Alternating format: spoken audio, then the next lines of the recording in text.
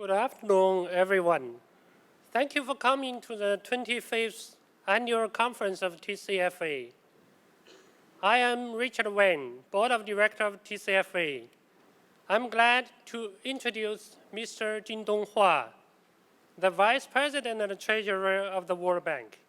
Mr. Hua is responsible for the World Bank's 200 billion debt portfolio and an asset portfolio of nearly 200 billion, managed for the World Bank Group and its 65 clients, including central banks, pension funds, and sovereign wealth funds. He oversees 600 billion transactions used for hedging and risk management and payments and annual cash flows of over 7 trillion equivalent. Mr. Hua is also responsible for the debt issuance of the World Bank, International Bank for Reconstruction and Development, and the International Development Association, and oversees capital markets operations for the International Finance Facility for Immunization, for which the World Bank Treasury is the Treasury Manager. He leads the World Bank Treasury's capacity building and advisory services in financial analytics, debt management, asset management, and financial solutions for its clients. Mr. Hua was previously Vice President and Treasurer of IFC, a member of the World Bank Group.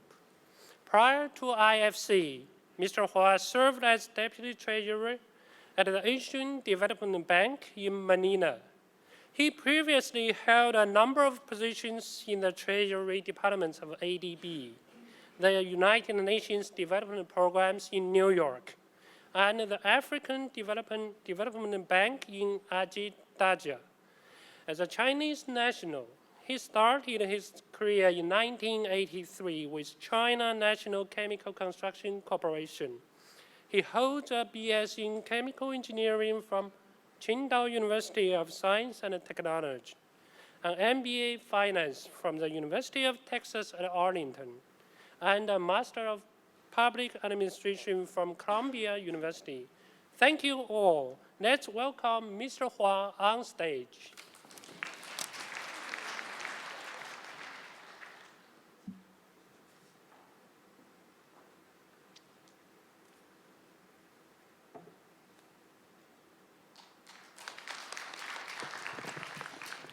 Richard, thank you very much for that very nice introduction. Good afternoon, ladies and gentlemen. I'm truly delighted to come and to share some of my stories of how finance and development come together as a World Bank Treasury. I was appointed Treasurer of the World Bank by Dr. Jim Kim, the previous president of the World Bank. And I started my work on January 1st, 2019. On the train here this morning, it dawned on me, I am the 13th Treasurer of the World Bank. And I quickly checked to make sure that January 1st is not a Friday. Thank goodness it was not a Friday, otherwise I'm going to be in trouble. So we are in New York, the center of modern finance. I have to say that the 1933 and 1934 Securities Exchange Acts of the United States still serve the golden standard when it comes to capital market. So it is really very appropriate for me to share the part of the World Bank you probably don't know, that is the tapping into the power of capital market in connecting global savings to finance development projects. So to tell the story, we have to go back to 1944, when a very innocent conference was held in New Hampshire. The name of the conference was called the United Nations Monetary and Financial Conference, or commonly known as the Bretton Woods Conference. It was, at the conference, it was decided, primarily led by the United Kingdom and the United States, that after the Second World War, in addition to setting up the United Nations, there has to be a new international economic system that works for everyone. So at the Bretton Woods at the conference, it was decided that two institutions would be created. One is called the IMF, the other was called the IBRD, International Bank for Reconstruction, the rebuilding of the world after Second World War II, and development, IBRD, that later evolved into the World Bank Group. Now, one thing that always puzzles me is the fact that why the United Nations is in New York and the World Bank and IMF in Washington, D.C. It should have been the opposite, right? Because we are much more in the financial world. So the IBRD was created as a bank. We do development through a banking format, where the IMF was focused on monetary and foreign exchange stability. So one is for economic monetary stability. The other is to do economic development and poverty reduction. So we do have different divisions of labor. So IBRD, because we have the word bank in our name, it was set up as a bank. We had an initial capital of, let me just check. I want to make sure my number is correct. We had an initial capital of $10 billion. This was in 1945 when this was created, of which about 20% were what we call paid-in capital. So the bank started with $2 billion of capital. Now, over the past 75 years, in addition to this $2 billion, our shareholders have given us another $15 billion. So the total paid-in capital of the World Bank is $17 billion. Now, in modern finance, many of you work in top-rated Wall Street firms. $17 billion is a chunk change, right? It really is not that much. Now, what did we do with this $17 billion? Tapping the power of capital market, the World Bank Treasury has issued over $900 billion of bonds, of which about $720 billion went directly to economic development in our developing countries. What we have done is that we leveraged a tiny capital base, using the power of Wall Street, using the power of finance to connect international savings to development. So let me ask you, if I go to the treasurer of Citibank or Mark Carney, the governor of Bank of England, I say that, look, the World Bank has a fantastic infrastructure project. Let's say in Sierra Leone, right? We are building a solar panel farm that will generate electricity.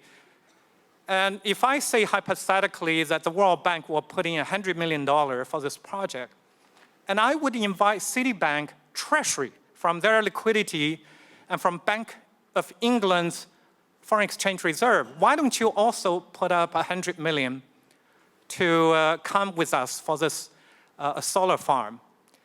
And the answer would be go away, right? Because the risk profile of these projects in frontier markets are not something that a central bank or the Citibank Treasury would be able to invest. And yet they do. And all of you do through your mutual fund, in Fidelity, in Prudential, in all the financial firms. Why? Because you buy the World Bank's AAA-rated bonds that we issue every year in international market. The World Bank is actually one of the largest, if not the largest, non-US AAA-rated US dollar bond issuer. Every year, we tap about $50 to $60 billion of bonds in international bond market.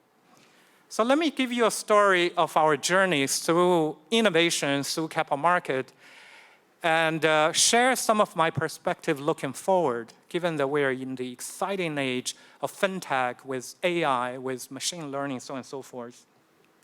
But hopefully we'll leave about 10 minutes. We can have an interaction with some questions and answers.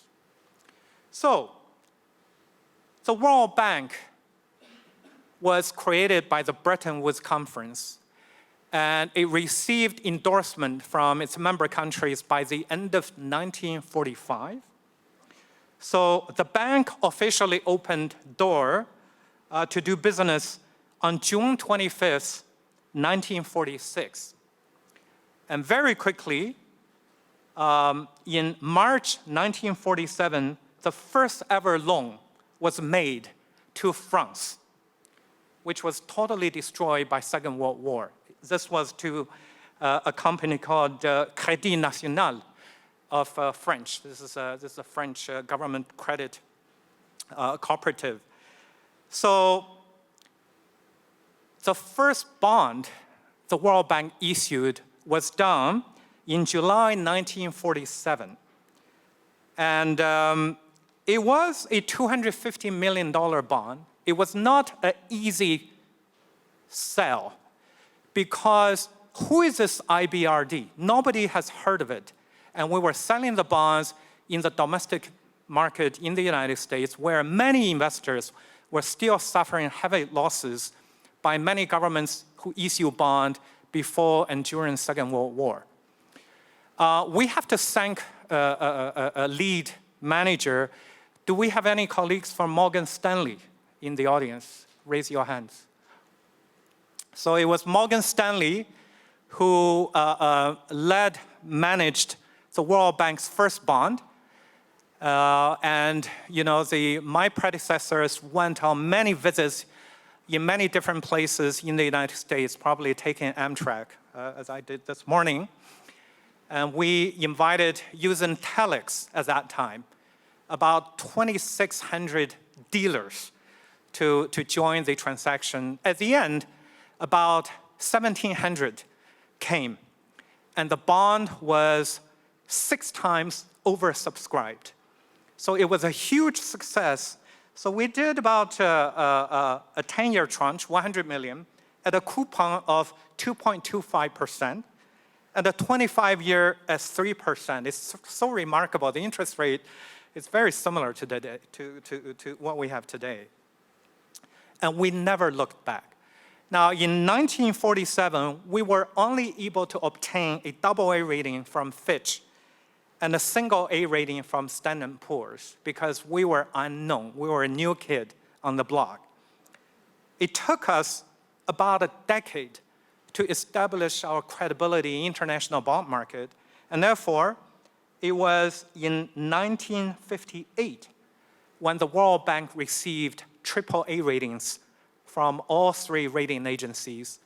And I see 17 minutes here. I think you are just giving me a 10-minute reminder. Is that true? Okay. I'm a numbers person. We need consistency, yeah?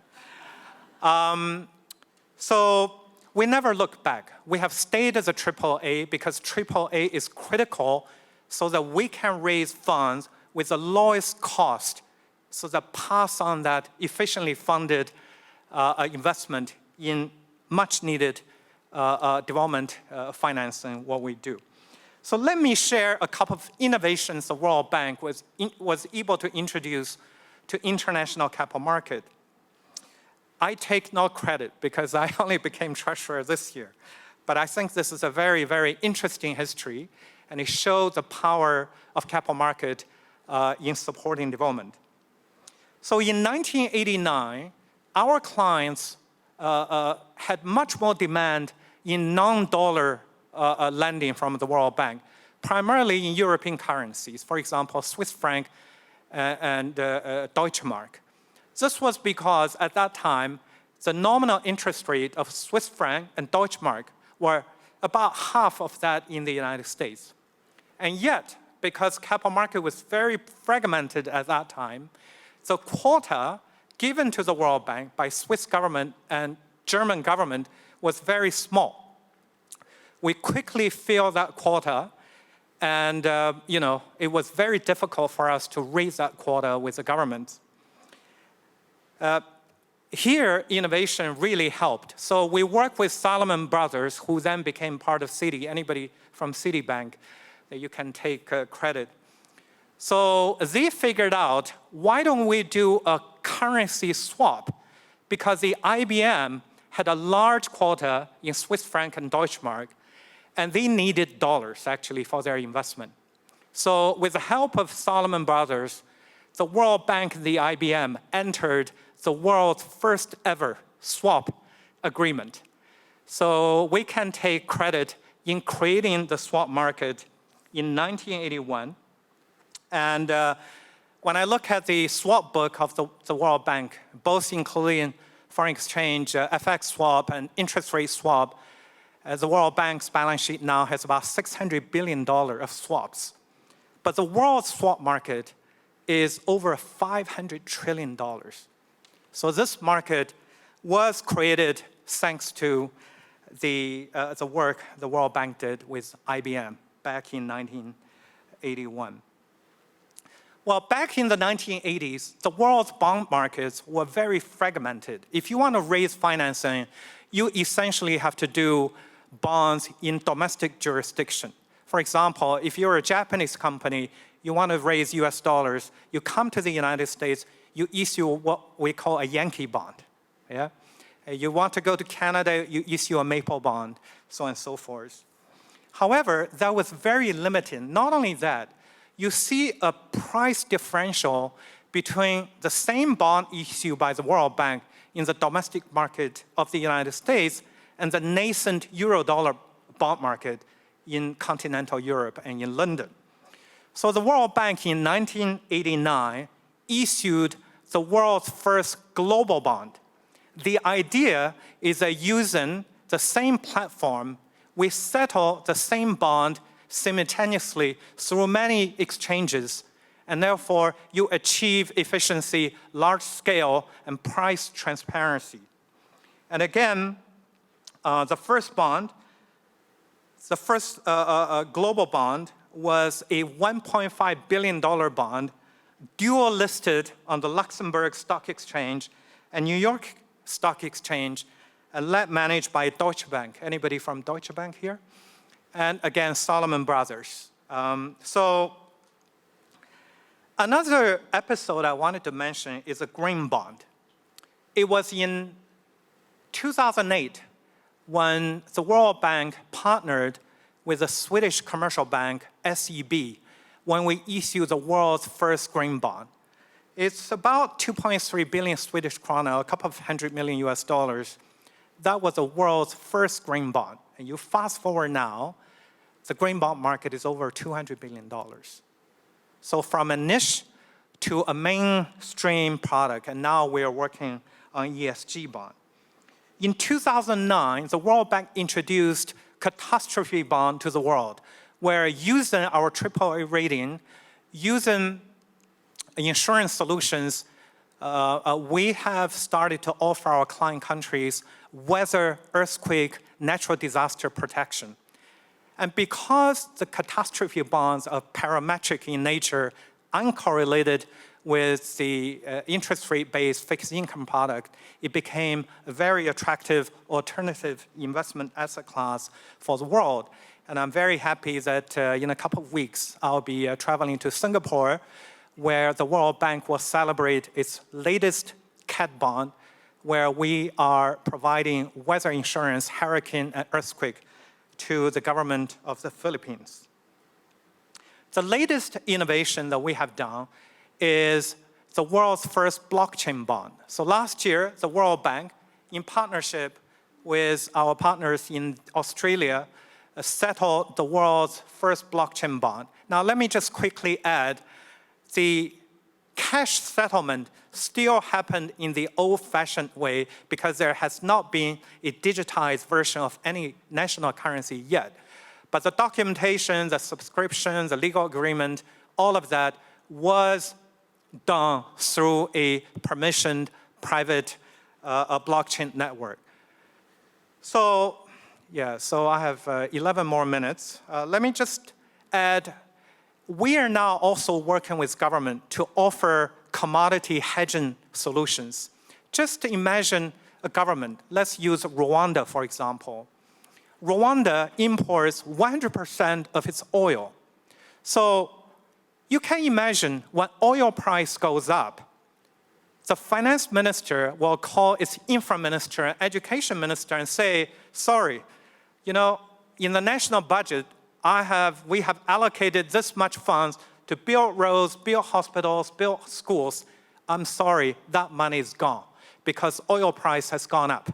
We have to use the money to pay for the increased oil prices. So the World Bank Treasury would step in between insurance market and the sovereigns to offer commodity hedging solution. And the latest example I can share is the government Morocco, where we were able to come up with butane gas hedge, because the government imports butane gas, which is important for cooking for the country's energy needs. And in 1 year's budget, I don't have the detailed number, their national budget butane gas price was in the range of $300 some. But actual price for that year was over $500. And thanks to the hedge, they were able to preserve government discipline and not to compromise their development. Let me just say a quick word on the future of finance. I think this is where things get very, very exciting, because with artificial intelligence, with fintech, we can look at many different ways of enhancing financial inclusion. One of my passions is sub-Saharan Africa and financial inclusion. Here I see tremendous leapfrogging where African citizens using their cell phone can start to benefit from being part of finance. I'll give you an example of 2 countries. Kenya, where about 11 years ago, before they introduced M-Pesa, which is sort of the same with our Alipay, only 1 out of 5 adults had any financial access to banking services. Since they introduced M-Pesa, which is mobile money, financial service has now covered over 90%. Just imagine a woman who sells vegetables in the market. It used to be in the evening, she's afraid to walk back and thieves would steal the money, so she has to give it to a person to safekeep, but the person takes 20% cut. Now all of that is gone because a woman can keep all of her money in her cell phone. Actually, Kenya also became the world's first government to issue savings bond through cell phone, so ordinary Kenyan citizens could buy bonds through their cell phone. This was even ahead of China. On the other hand, Nigeria, a country with 200 million people, we haven't seen any successes yet. And therefore, regulation, entrepreneurship, all of it come together to shape the future. I'm very excited, hopefully through the work of the World Bank and World Bank Treasury, we will help to accelerate. Let me end by saying that the power of finance is not only for the goodness of the company to support, but it should be good for the future of humanity. Global savings is over $100 trillion. At a systemic level, nobody would be able to benefit from alpha. You only have to make sure you generate beta. What is beta? Creating wealth for the world.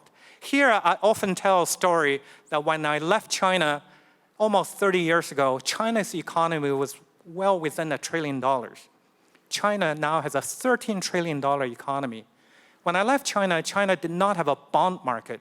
China's bond market is $13 trillion and growing, right? That's $13 trillion of new wealth that can benefit institutional investors, the financial society, but by supporting the healthy build-up of a proper financial system.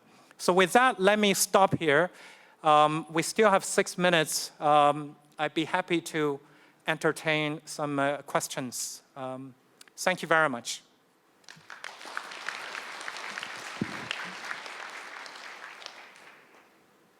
So there are microphones, so yes. Thank you, President Hua. I'm Sophia. I'm from Columbia CIBA. So my question is, could you please explain more about the green bonds, about the future of China? Thank you. My name is Raphael Douadi. I was a professor at Stony Brook University. Now I'm helping a fintech company in Shenzhen precisely to do tools for the bond market. And it turns out that the bond market currently is not liquid enough to have a lot of pricing. So there is a big data issue that we have to solve. So do you see this market to becoming more liquid in the future like we have on the Western countries? And if so, is there a technology gap that needs to be filled in here? Okay. Yes, one more question there. Thank you very much. I'm Lulu. I'm also a part-time student at Columbia University and SIPA. My question is about impact measurement and also project selection. Just wondering, World Bank, I'm sure you receive a lot of requests in terms of who need help. Just wondering, how does World Bank select where to help and how much you would help, and how do you measure your impact? Thank you very much. Thank you. 3 very interesting questions. So I have 3 minutes, 30 seconds. Let me just try. So on green bond, let me put it this way. I think the journey of green bond in 10 years, growing from a niche market to 200 billion, I think it shows great potential. Let me put it this way. The world has enough savings to solve all of humanity's problems. It's how do we channel those savings, especially when you have over 10 trillion investing in negative yield, another 10, 15 trillion in very low nominal yield. There are tremendous opportunities in green financing in developing countries that can generate a very positive return, and bond market is where that connection could be made. There are still different standards, disclosure, transparency.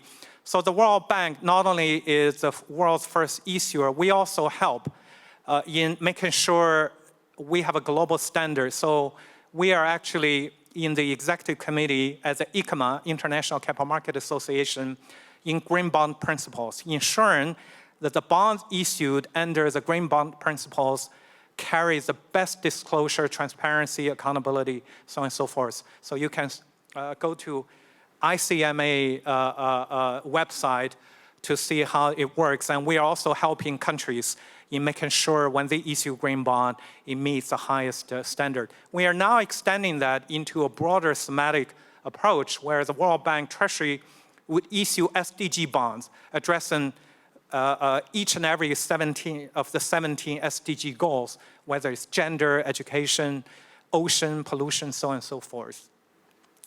Bond market development takes a journey. So the bid-ask spread is a good indication whether the market still has a distance to go, right? So in the United States, the bond market is very liquid.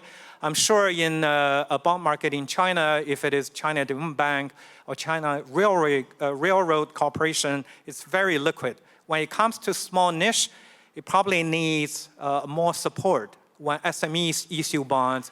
So I think perhaps learning from the new board on China Stock Exchange for startups, there should be similar efforts to encourage SMEs to issue bonds, using bond market to connect savings.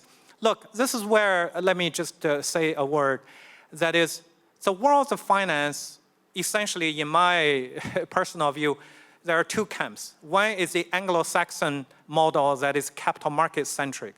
The other is a continental European model that is bank-centric. My own view is that the capital market model is much more efficient and can connect capital and its use much more efficiently and with a transparent risk-return allocation. And I think the lessons from global financial crisis is a good lesson in how quickly the US market bounced back. And when it comes to fintech investment, many of which are below investment grade, right? Where you really need a much diverse capital market rather than just rely on bank financing. This is where I think China and most of East Asia follow the US model. That model certainly, I think, is much more dynamic. I think the last question is very interesting because the World Bank is owned by 189 governments. So in each and every developing country, every couple of years, we actually sit down with the country to discuss what are the development priorities, what are the challenges, what are they overlapping with SDG, with our twin goal in the World Bank Group, that is eradicating absolute poverty by the year 2030, and also build up enough resilience to the 40% in the bottom of the economic ladder in any of our countries. So through this angle, then we decide what are the priorities for the country, because each country has a different set of challenges. Some are landlocked, some have natural resources, some lack natural resources. So all of these information are public information. If you log onto the World Bank website, you will see how we make all these decisions. By the way, the World Bank Group now has 5 agencies, 2 of which I'm the treasurer. This is the IBRD and IDA. IBRD invests in middle-income countries. IDA either lends or make grants to the poorest countries, but all to government. Where IFC, where I used to work, supports private sector development in all of our member countries. And we also have MIGA, which is a political insurance company. And a 5th organization is to settle commercial dispute in a much more efficient way. So I know I have run out of time. Thank you very much for listening to me. Good luck with the rest of the session. I didn't plan the 2 CEPA questions, although I graduated there. Good luck with your studies. Thank you very much.